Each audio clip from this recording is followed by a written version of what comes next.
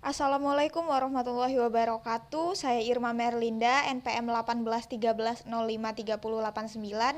Di sini saya akan menjelaskan mengenai pembelajaran dengan berbasis STEM. Kemudian saya juga akan menjelaskan mengenai elemen-elemen keterampilan berpikir kritis yang ada di dalam pembelajaran saya, kemudian produk yang akan saya gunakan serta simulasi dari pembelajaran tersebut.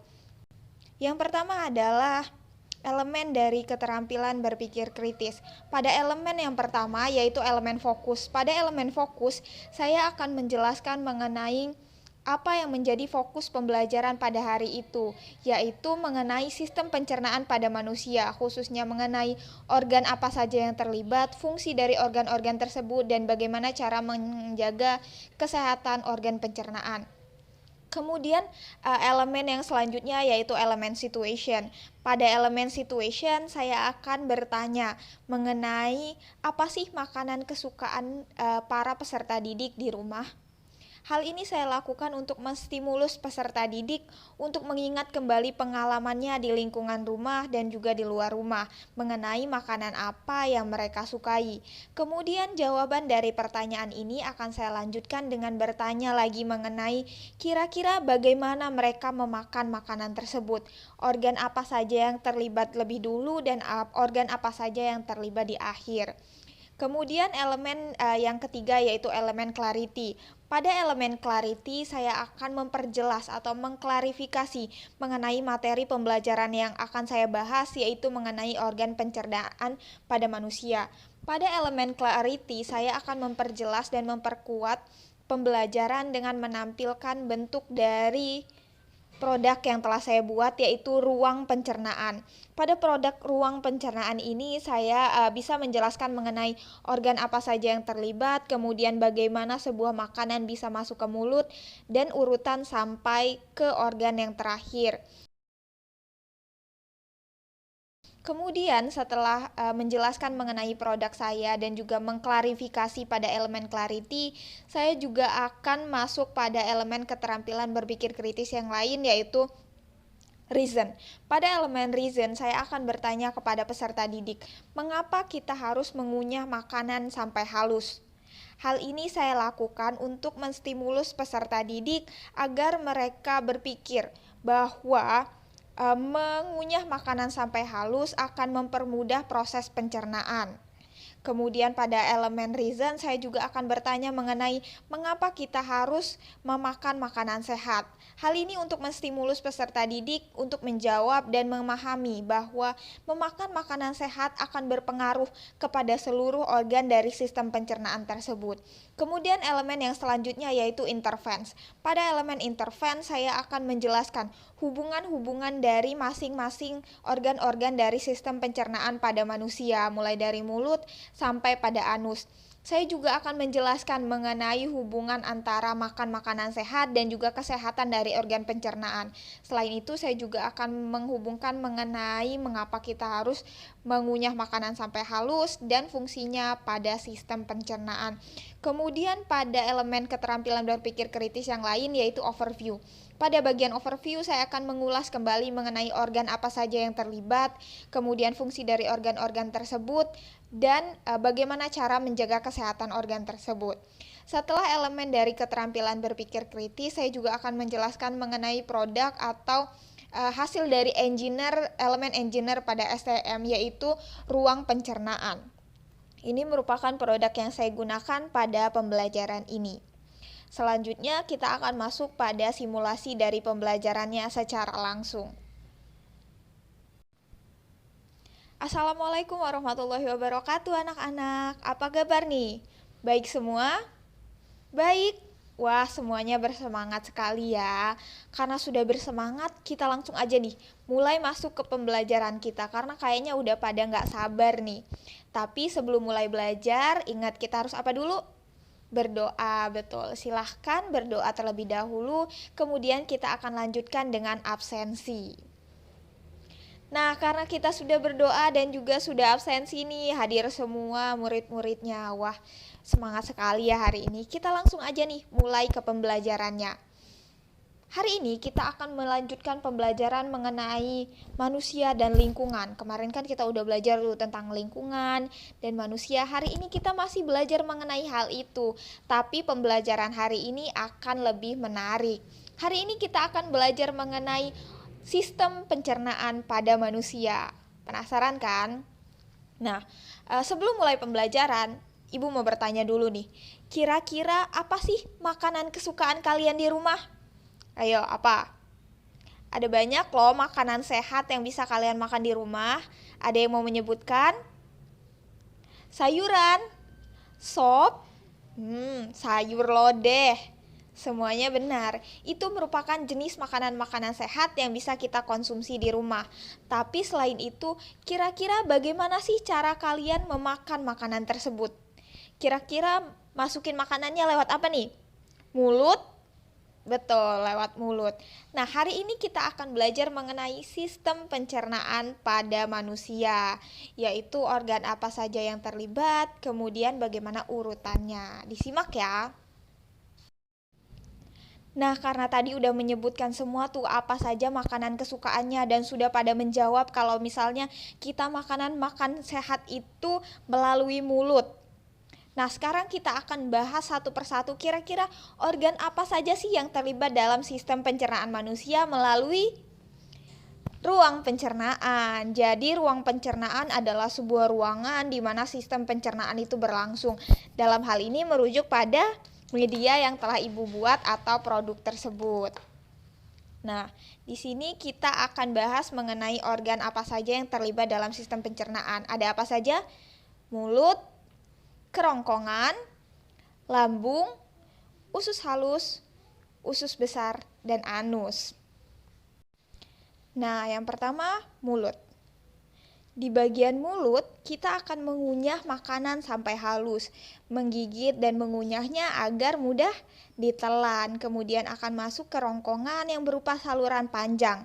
Pada bagian kerongkongan, kita akan menyalurkan makanan yang dari mulut menuju ke lambung. Nah, pada bagian lambung, makanan-makanan yang telah digigit dan dikunyah di mulut tersebut akan diproses lagi nih, menjadi lebih halus dengan bantuan asam dan juga enzim-enzim yang terlibat di dalam lambung. Kemudian setelah dari lambung akan didorong lagi nih menuju usus halus. Pada bagian usus halus terdapat gerakan mendorong, yaitu gerakan peristaltik. Pada usus halus juga kita akan memperkecil lagi nih ukuran-ukuran makanan tersebut menjadi sebuah cairan. Kemudian setelah usus halus akan masuk ke usus besar.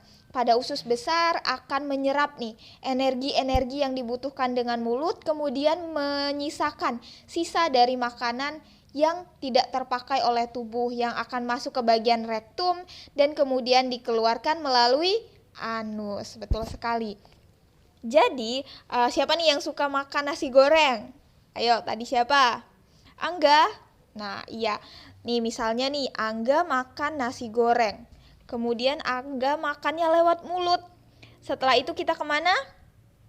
Ya, betul. Makanan akan turun ke kerongkongan, tapi menjadi bagian yang sudah lebih halus. Kemudian dari kerongkongan akan masuk ke lambung, kemudian dari lambung akan masuk ke usus halus, kemudian dari usus halus akan masuk ke usus besar, dan kemudian ke anus. Itu merupakan urutan dari sistem pencernaan pada manusia. Betul sekali. Nah, karena kita sudah mempelajari tuh organ-organ apa saja yang terlibat, kemudian fungsi dari organ-organ tersebut, sekarang Ibu mau tanya, kenapa sih kita harus mengunyah makanan sampai halus? Ayo, kenapa? Kenapa? Agar mudah ditelan. Betul, Budi. Selain itu apa lagi?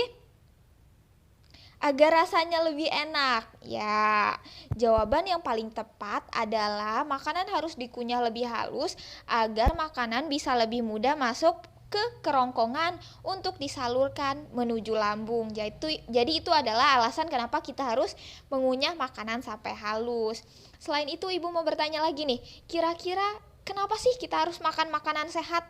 Tadi kan di awal pada nyebutin tuh kalau kalian sukanya pada makan makanan yang sehat katanya. Ayo, kira-kira kenapa?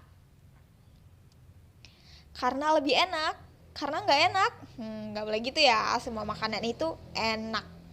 Nah, jawabannya adalah kenapa kita harus makan makanan sehat? Karena dengan memakan makanan sehat akan membuat organ pencernaan kita juga menjadi terjaga. Kalian bisa lihat sendiri kan dari awal sampai akhir seluruh organ-organ ini terhubung satu sama lain atau berhubungan. Oleh karena itu kita harus menjaganya dengan memakan makanan sehat. Betul sekali. Nah, karena tadi kita sudah membahas mengenai sistem pencernaan pada manusia dengan menggunakan ruang pencernaan manusia, sekarang kita mau membuat nih. Ayo, buat sebuah media pembelajaran untuk selanjutnya kita pelajari mengenai sistem pencernaan pada hewan. Ini contohnya ada pada kuda. Sekarang kita akan membuat ruang pencernaan hewan yaitu kuda. Kita siapkan alat-alatnya ya, ada gambar dari kuda tersebut. Kemudian ada ruang yang akan kita gunakan sebagai ruang pencernaannya. Kemudian ada sedotan untuk mengalirkan makanan. Kira-kira kuda makannya apa? Rumput. Ya betul, gambar rumput yang merupakan makanan dari kuda. Kemudian ada lem dan selotip. Kemudian yang terakhir ada gunting. Kita akan membuat ruang pencernaan yang sama, tapi ruang pencernaan ini bukan merupakan ruang pencernaan manusia, tapi ruang pencernaan pada hewan, yaitu apa tadi? Kuda. Jadi kita akan buat produknya ya. Nah, karena kita udah belajar nih mengenai ruang pencernaan pada manusia dan juga sistem pencernaan pada hewan. Sekarang Ibu mau tanya, ada yang bisa menyebutkan lagi nggak kira-kira organ apa saja yang merupakan bagian dari sistem pencernaan manusia? Silahkan Anggi. Mulut, betul. Aldo coba selanjutnya setelah mulut apa? Kerongkongan, betul. Setelah itu Siti, setelah kerongkongan apa? Lambung. Ya, Ana, setelah lambung apa? Usus halus. Kemudian Rama, usus besar. Dan yang terakhir nih, silahkan Aldi apa?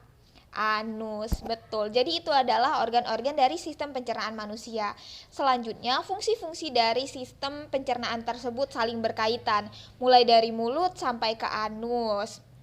Dan kita harus mengunyah makanan sampai halus karena untuk mempermudah kinerja dari sistem pencernaan tersebut, dan kita juga harus memakan makanan sehat agar kita selalu bisa menjaga organ pencernaan kita yang sudah kita jelaskan di ruang pencernaan. Jadi itulah pembelajaran kita hari ini mengenai sistem pencernaan pada manusia. Kita sudah belajar organ apa saja, fungsi dari organ-organ tersebut, dan bagaimana cara menjaganya dengan apa tadi ini namanya? Ruang pencernaan manusia. Kita juga udah eksperimen tuh membuat ruang pencernaan hewan. Tadi ada di bagian kreasi, betul. Nah, demikian pembelajaran untuk hari ini. Jangan lupa untuk terus dibaca bukunya, diulang lagi pembelajarannya, dan dikerjakan tugasnya, yaitu apa? Menjelaskan dan mencari tahu mengenai urutan sistem pencernaan pada hewan yang telah kita buat tadi. Produknya berupa ruang pencernaan hewan. Jangan lupa dikerjakan dan selalu belajar. Bagus. Demikian pembelajaran hari ini. Kita akan tutup pembelajarannya dengan berdoa. Ibu tutup. Wassalamualaikum warahmatullahi wabarakatuh.